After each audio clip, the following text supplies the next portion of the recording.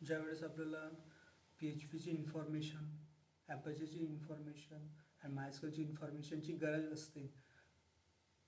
म्हणजे इन्फॉर्मेशन म्हणजे जसे की त्यांचं व्हर्जन, त्यानंतर फंक्शन्स, ह्या गोष्टीची जेव्हा इन्फॉर्मेशन आपल्याला लागत असते त्यावेळेस आपल्याला PHP इन्फो म्हणून एक फंक्शन येतो, तो फंक्शन आपल्याला लिहावा लागते.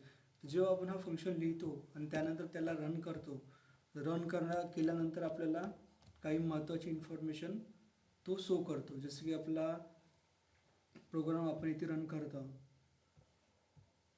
तर रन केल्यानंतर आपल्याला काही महत्त्वाची इन्फॉर्मेशन दिसेल.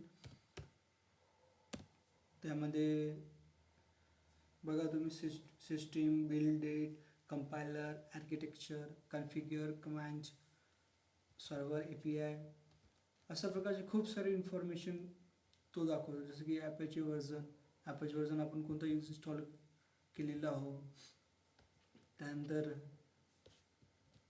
ॲपॅचे इन्व्हायरमेंट, अशा प्रकारची खूप सारी इन्फॉर्मेशन PHP इन्फोमध्ये तो दाखवत असतो.